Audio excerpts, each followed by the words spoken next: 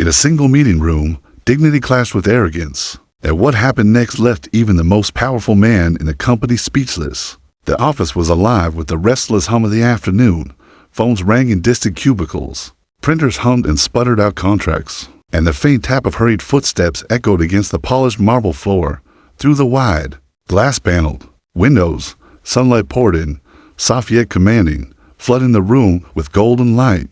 It stretched across the desks, warming the sleek wood, bouncing off metal frames, and creating long shadows that reached toward the far corners of the room. There was a particular sharpness in the air, a tension that lingered unspoken. Employees darted back and forth, clutching files to their chests, adjusting their ties, whispering last-minute reminders. Every movement was careful, precise, as though the entire office had agreed to keep itself in balance. Until the meeting concluded. At the center of it all, the conference room waited, its heavy glass doors pulled shut, concealing the presence of several important clients inside. From beyond the walls, muffled voices floated out, tones deep and deliberate, like judges weighing a case before passing a verdict. Into this charged atmosphere walked the woman who would soon face the storm.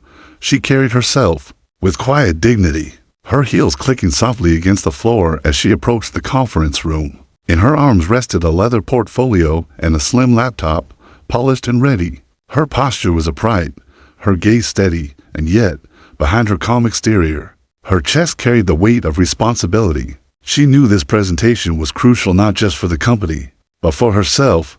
It wasn't merely numbers on a spreadsheet or projections on a screen.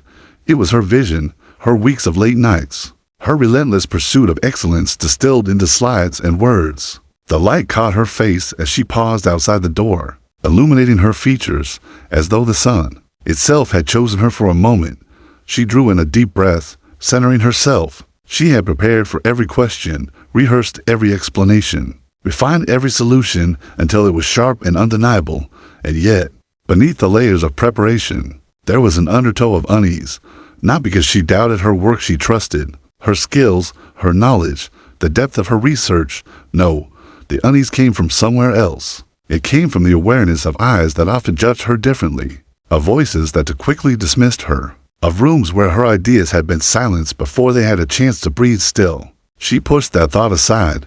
Today would be different, she told herself. Today, the quality of her work would speak louder than prejudice. Through the glass walls, she caught a glimpse of the clients. They sat poised, polished, their suits crisp and expressions unreadable. A man adjusted his cufflinks, another flipped idly through a folder. Though his eyes seemed distant, watchful, they were waiting, and their patience was thin. She pressed a hand against the cool metal handle of the door. For the briefest moment, her reflection stared back at her, strong, steady, unyielding. She whispered inwardly, "You belong here." Then she pushed the door open. The room greeted her with silence. Heads turned, eyes settled on her, weighing her presence without a word. She walked to her seat at the table, each step measured, refusing to rush. She placed her portfolio down, opened her laptop with careful precision, and glanced around the room. The golden sunlight had followed her in, spilling across the table, brushing over her notes like a quiet blessing. Around her, the employees from her team shuffled in. But she noticed the imbalance of power immediately. She was the one who had built the heart of the presentation, and yet she was not the one expected to lead it, not in the eyes of her boss. And then, almost on cue, the door swung open again. The boss entered. His presence broke the stillness like a crack of thunder, his stride brisk, his jaw tight with a mixture of authority and irritation. He nodded curtly to the clients, but his eyes swept over her with a fleeting sharpness, as though he were already dissatisfied. She straightened her spine, suppressing the sting of his gaze. She had been here before, too many times doing the work, bearing the responsibility, only to be overshadowed at the moment of recognition. But this time, something inside her shifted, a quiet determination rising beneath her calm exterior. She rested her fingers lightly on her laptop keyboard. The weight in her chest was no longer just responsibility, it was resolve. Because while the room expected her to shrink, she had no intention of doing so. The air shifted the moment the boss entered. His footsteps were heavier, louder, almost deliberate, as if each strike against the floor carried the weight of authority he wanted everyone to feel. His face, stern and already clouded with irritation, seemed untouched by the golden warmth of the afternoon light. where the sun softened others. Its sharpened hem jaw clenched, eyes narrowed, lips pressed thin into a hard line. He didn't waste time with pleasantries. His voice cracked through the air, sharp and impatient.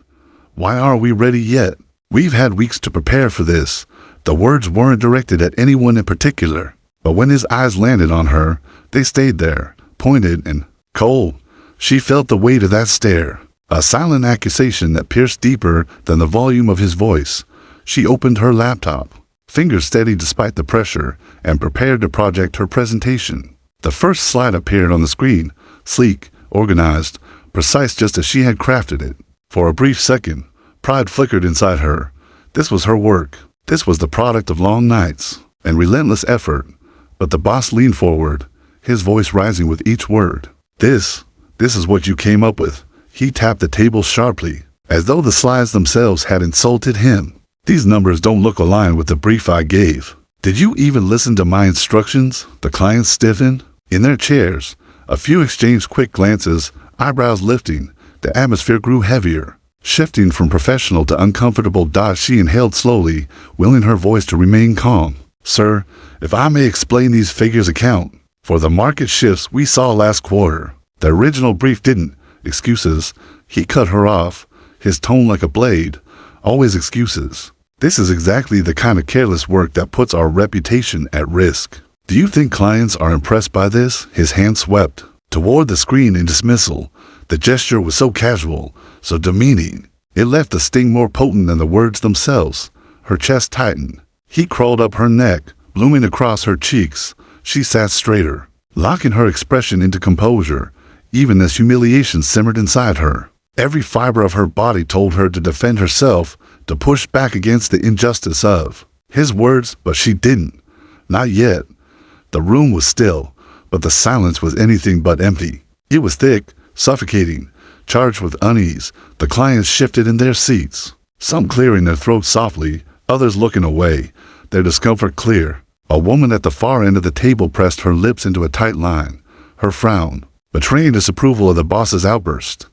But he didn't notice, or if he did, he didn't care. His tirade continued, each word louder, sharper, unprofessional. That's what this is. If you can't handle something as simple as aligning strategy with numbers, then perhaps you're not fit to lead this portion of the project. Do you even understand how much is at stake here? Each accusation struck her like a blow.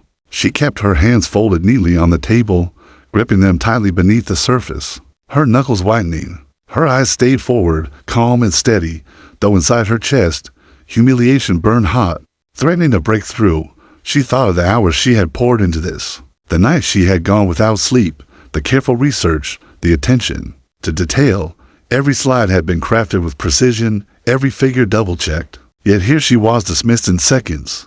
Her work reduced to nothing but a public example of incompetence, at least in his eyes. And it wasn't just the criticism. It was how he delivered it, loud, in front of the very clients whose respect she had worked so hard to earn. He hadn't simply questioned her work, he had questioned her worth. Still, she sat there, silent, not because she had no words, but because she understood something he did not. Anger would serve him, not her. Defensiveness would only fuel his narrative. So she swallowed the pain, pressing it down into the quiet fire within her chest, and chose composure over chaos. Her silence was not weakness, it was restraint. The client's unease deepened. One of them leaned back in his chair, crossing his arms, his eyes narrowing at the boss. Another scribbled something in his notebook, though his gaze kept flicking toward her, as if trying to reconcile the image of the calm, professional woman with the storm of accusations hurled against her inside. She whispered to herself, "Hold on, just hold on." Her chest ached with the effort of restraint, her dignity clashing with the sting of humiliation. But even as the fire inside her burned hotter, another thought flickered quietly. They are watching, not just him, them. And that thought gave her strength. For while the boss believed he was breaking her down, something else was happening in that room, something he was too blinded by his own arrogance to see. The clients were not merely witnesses to his words, they were judges of his conduct. And though he thought his voice carried power, it was her silence, measured, dignified, unwavering, that was beginning to speak louder. She lowered her gaze for a moment, not in defeat, but in control. Her heart was pounding, her chest tight, with the weight of humiliation, But her mind, sharp and steady, whispered again, "Hold on. The time will come." And though the boss didn't know it, the balance in the room had already begun to shift.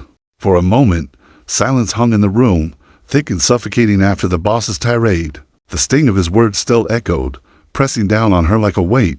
Her chest burned, but her face remained calm, her body perfectly still, betraying none of the turmoil inside. She drew in a breath, not shaky, not rushed, but deliberate.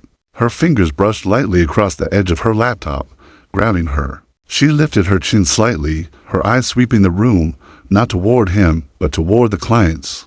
Their gazes were restless, shifting uneasily, some filled with pity, others with quiet disapproval. And in that instant, she made a choice. She would not argue.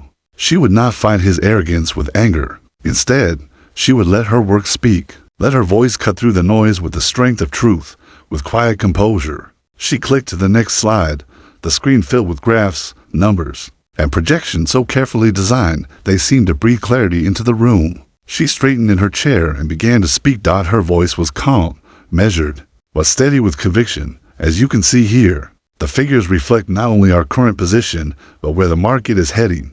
This isn't just a static view, it's a roadmap.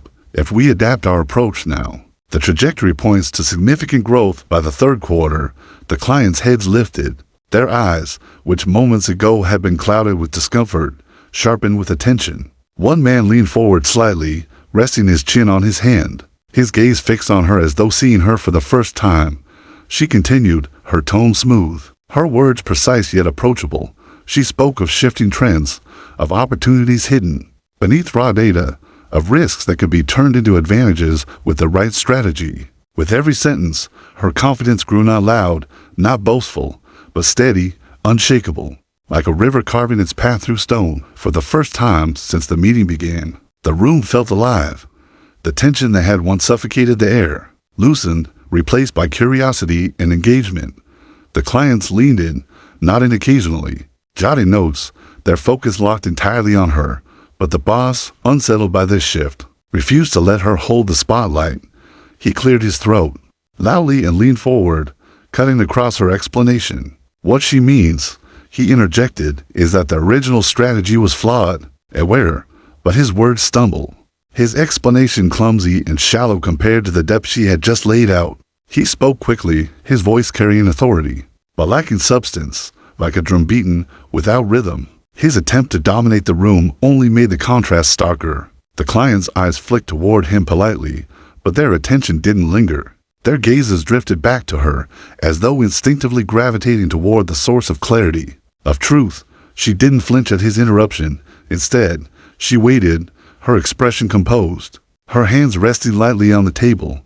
When his words fizzled into vague generalities, she picked up seamlessly where she had left off. "To expand on that," she said, her tone neither defensive nor aggressive, "the key isn't just reacting to changes, but anticipating them. Here's how we can position ourselves ahead of the curve." Click. The next slide appeared, sleek visuals, precise data. Her explanations flowed effortlessly, each point connecting to the next, weaving a narrative that was both logical and visionary. It was subtle at first, the shift, but it was there. One client, the man with the cufflinks, leaned forward, his eyes narrowing not with doubt, but with intrigue. Another, the woman who had frowned earlier, now scribbled notes furiously, her pen barely keeping pace. A third, who had remained silent, finally asked a question directed not at the boss, but at her. "What do you see as the primary risk in this approach?" Her response was immediate, layered with nuance, backed by evidence. Her answer didn't just address the question, it built trust, showcasing not only her knowledge, but her foresight. The boss tried again, interjecting with a brusque comment, but his words fell flat, bouncing off the growing wall of credibility she had built. His tone sounded impatient, almost desperate, as if he could feel control slipping from his grasp. And it was because the clients were no longer looking at him. Their eyes, their questions, their energy, all of it belonged to her now. She felt it too. The balance of power in the room was shifting, not with a sudden crash, but with a steady, undeniable pull, like the tide reclaiming the shore. Every word she spoke drew them further, and every answer cemented her authority inside. She felt the burn of humiliation slowly cooling, replaced by something else resolve. Quiet and powerful, the sting of his disrespect hadn't vanished, but it had transformed, feeding her strength, sharpening her focus. For the first time that afternoon, she allowed herself a small breath of relief. Not visible, not obvious, just a quiet inhale that tasted of control regained. Her boss didn't see it. He was too busy scrambling, trying to insert himself back into the narrative, blind to the fact that he had already lost it. But the clients saw it. They felt it. The room had chosen its leader, and it wasn't him. By the time she clicked to the final slide, a subtle silence filled the room, not tense, not uncomfortable, but reverent, as though everyone was waiting for her conclusion. She delivered it with calm finality, her voice steady, her eyes meeting theirs with quiet confidence, and in their gazes, she saw it clearly. Respect, the very thing her boss had tried to strip away, was now flowing back to her, stronger, undeniable, and utterly hers. The final slide faded to black, leaving the conference room in a silence so deep it almost hummed. She closed her laptop gently, her fingers lingering for a moment on its smooth surface as if grounding herself in the quiet. Victory she sensed, but did not yet fully grasp. The clients were still seated, pens resting motionless, their eyes thoughtful. The air had shifted. It no longer crackled with tension, but held the weight of something unspoken. She could feel it, though she kept her posture composed, her face calm. The boss clapped his hands together abruptly, shattering the silence. "Well," he said, his tone smug and self-satisfied, "I think that went well enough. Thank you all for your time."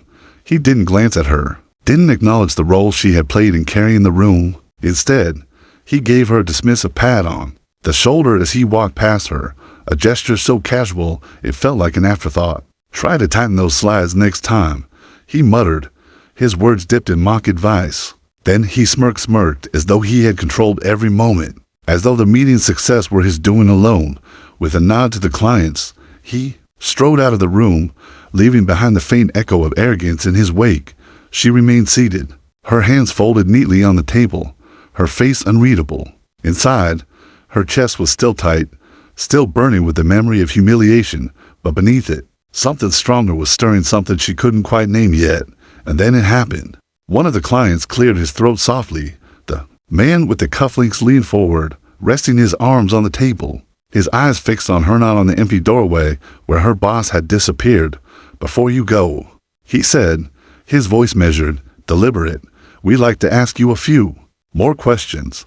Her head lifted slightly, surprise flickering across her features. "Of course," she replied, her tone professional, controlled, though inside her heart gave a startled beat. Another client, the woman who had frowned earlier during the boss's outburst, leaned in as well. Her gaze was sharp, but her expression softer now, almost curious. "That was impressive," she said plainly, "not just the data, but the way you handled yourself. Most people would have crumbled under that kind of pressure." The words sank into her like a balm, soothing wounds she hadn't realized were so raw. She nodded politely, her voice even. "Thank you. I just focused on what mattered, the strategy, the results." The man with the cufflinks smiled faintly. "Yes, but it wasn't only the numbers. It was how you presented them. You anticipated risks, you had answers ready, and you made us believe in the vision behind the figures." Her chest tightened again, but this time not with humiliation. This time, it was disbelief, followed swiftly by the stirrings of hope. She looked around the table. All of them, every client, was watching her with the kind of attentiveness she had rarely been given in her years under her boss. And then came the words that changed everything. "We don't just want to work with your company," the man said slowly, deliberately. He leaned forward, his eyes steady on hers. "We want to work with you." The room seemed to still around her. For a heartbeat, she wasn't sure she had heard correctly. The words replayed in her mind, clear and undeniable, each syllable ringing with possibility. "We want to work with you." Her lips parted slightly, though no words came at first. She blinked, steadying herself, her professionalism holding even as her heart pounded against her ribs. "I appreciate that," she managed, her voice low, measured. "But what exactly do you mean?"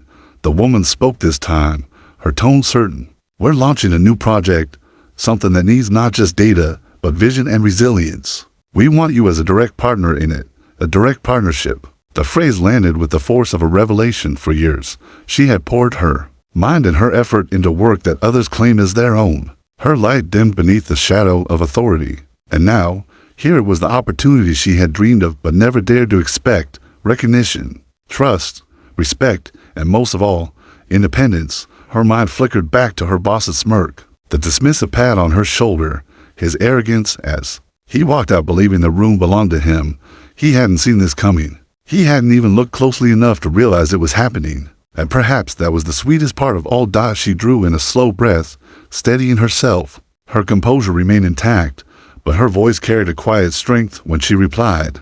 "I would be honored," she said simply. The clients exchanged approving nods. The man with the cufflinks extended his hand across the table. She shook it firmly, her grip steady, her heart blazing with a sense of triumph she kept carefully contained. In that moment, she was no longer the employee who had been humiliated before their eyes. She was no longer the shadow in the room. She was their partner, and as the meeting dissolved, as papers were gathered and chairs scraped back, she knew one truth with absolute clarity. The boss had walked out, believing he had controlled the narrative, but the story had never belonged to him. It belonged to her. The news broke quietly at first, whispered between cubicles, drifting across hallways like a rumor to daring to be true, but within days, it spread like fire through dry grass. Unstoppable, undeniable. The clients had signed, not with the company, not with the boss, with her. By the end of the week, the office buzzed with disbelief. Employees huddled in small groups near the coffee machine, their voices low but urgent. Papers were passed across desks with knowing looks. Even the usually stoic receptionist couldn't help the flicker of surprise in her eyes when she greeted her in the morning. They bypassed him completely. Someone whispered, "She's their partner now." "Can you believe it?" She heard the murmurs, though she never paused to acknowledge them. She walked through the office as she always did, measured steps, quiet dignity.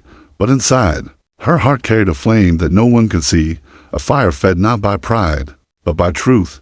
She had earned this. Every sleepless night, every moment of restraint, every time she had chosen grace over anger, it had all led to this. The boss, meanwhile, could hardly disguise his shock. On the morning the deal was officially announced, he called an emergency meeting, his face pale beneath the office lights. His voice, usually sharp and commanding, wavered as he addressed the staff.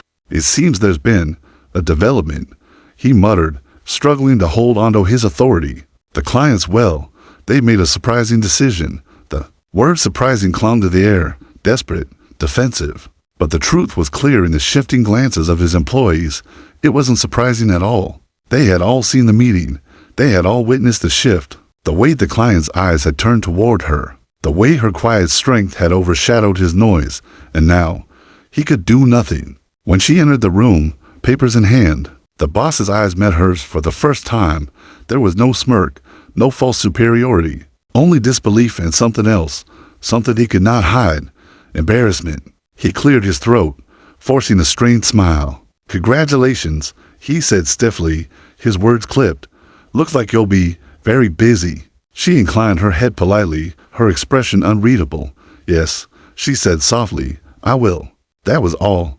No gloating, no vindictive pleasure, just the simple truth, spoken with the same grace she had carried through every storm. As the days passed, her role shifted. She was no longer just an employee in the shadows, waiting for recognition that never came. She was at the center now, working directly with the clients, leading discussions, shaping strategies. Her voice carried weight, not because it was loud, but because it was trusted. The office noticed. Where once her presence had been overlooked, now it was respected. People sought her advice, valued her perspective. She hadn't demanded authority, it had been given to her, freely, by those who recognized her worth. And yet, through it all, she remained the same, humble, steady, focused. She carried herself with the quiet dignity that had brought her here, never forgetting the moment in that conference room when she had been belittled, humiliated before strangers, because it was that moment, the sting of injustice, that had sharpened her resolve. One evening, long after the office had emptied, she sat by the window of her new workspace, watching the city lights flicker awake against the dusky sky. She let her thoughts drift back to that day, the boss's sharp voice, the heat of humiliation burning her chest, the client's shifting glances. She remembered how small she had felt, how the urge to lash out had nearly consumed her, And yet, she hadn't. She had stood firm, rooted in grace, in knowledge, in the quiet confidence that truth would speak louder than arrogance. And it had. Her reflection glowed faintly in the glass, framed by the city's golden lights. She studied it for a moment, her lips curving into the faintest smile. The memory of pain no longer burned. Instead, it gleamed like a scar-proof knot, of weakness, but of survival, of transformation. She whispered softly to herself, as though speaking to the woman she had been in that conference room.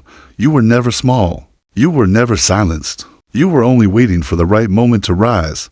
The lesson was clear, etched into her heart with unshakable certainty. True respect cannot be stolen. Success cannot be silenced.